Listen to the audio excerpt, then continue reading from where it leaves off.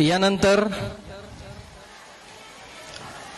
असं व्यक्तिमत्व आहे की आम्हाला पण आश्चर्य आहे, कारण ज्यावेळेस जो मुलगा आमच्या समोर बेंचवर बसत होता, अभ्यास करत होता, ज्यावेळेस ते जे वय होतं ते वय ओलांडल्यानंतर हा व्यक्ती नंतर 10वी नंतर किंवा 12वी नंतर की असं हे व्यक्तिमत्व घडू शकतं त्या व्यक्तीचं आम्ही कल्पनाही केली नव्हती किंवा करूही शकलो नाहीये. तर हे कौतुकाचे शब्द आहेत, प्रशंसेचे शब्द आहेत. करावं तेवढं कौतुक कमी आहे की एक वाक्यात सांगतो, एक मराठीमध्ये असं म्हणतात की मूर्ती लहान पण कीर्ती महान.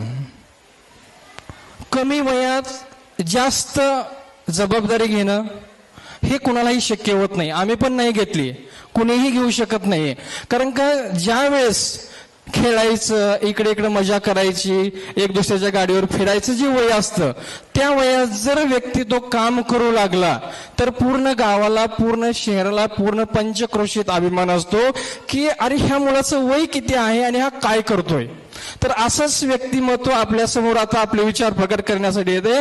आपल्या शाळेचे माजी विद्यार्थी ओम भैया बारबोले, आपणास मी विनंती करतो की आपण आपले विचार प्रकट करावे.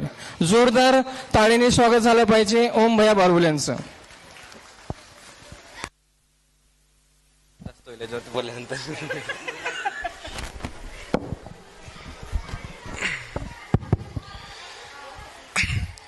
उपस्थित व्यासपीठावरचे सर्व मान्यवर, सर्व शिक्षक वर्ग व जमलेले सर्व पालक बंधू व माझे सर्व मित्र, सर्वांना माझा नमस्कार. सर्वात प्रथम मी सर्व स्टाफचा मनापासून आभार मानतो की मला आपल्या ॲन्युअल डे फंक्शनसाठी आमंत्रण दिलं. आज आपण सर्वजण आपल्या शाळेच्या 30व्या वार्षिक सहसंमेलनासाठी सर्वजण इथे भेटले आहोत. बघायला गेलं तर ही खूप कौतुकास्पद ॲन्युअल डे फंक्शन आहे, कारण की आपण मान्यवर बघायला गेले तर आपले एक्स विद्यार्थिनी अदितीताई झाले किंवा आता सरांनी जे मेन्शन केलं, तर आपल्या शाळेतल्या दर बॅचमधून बघायला गेलं तर कमीत कमी 4-5 जण इंजिनियर आहेत, खूप कौतुकास्पद काम करत आहेत त्या फील्डमध्ये.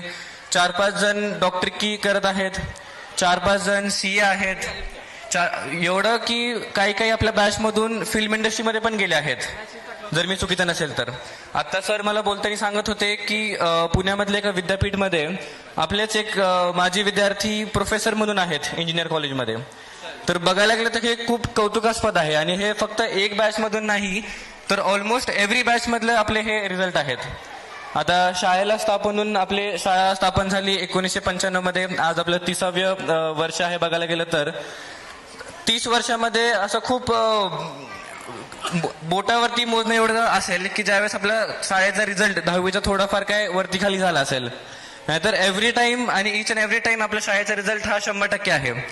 आणि या सर्व गोष्टींचा क्रेडिट जातो फक्त आणि फक्त पूर्ण शाळेच्या स्टाफसाठी.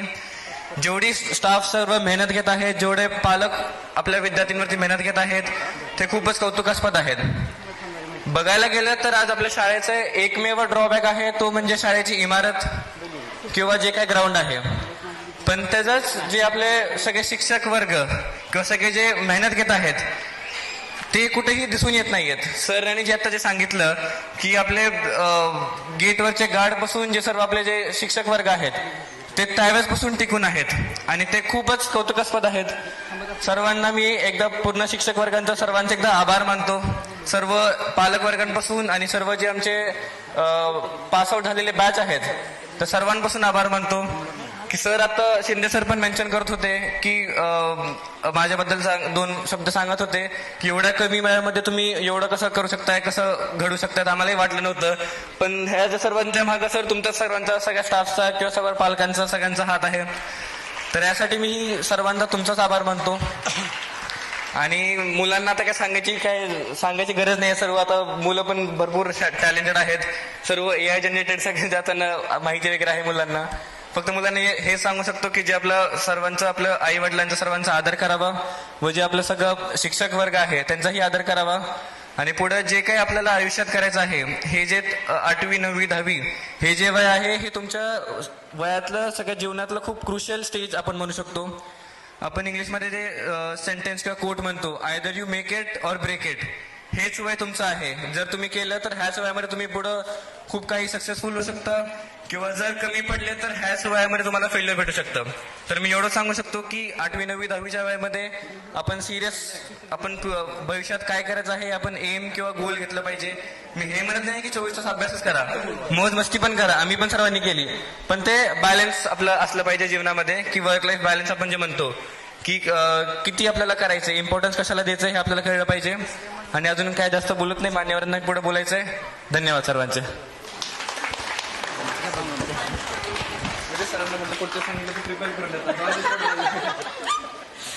खूप खूप छान.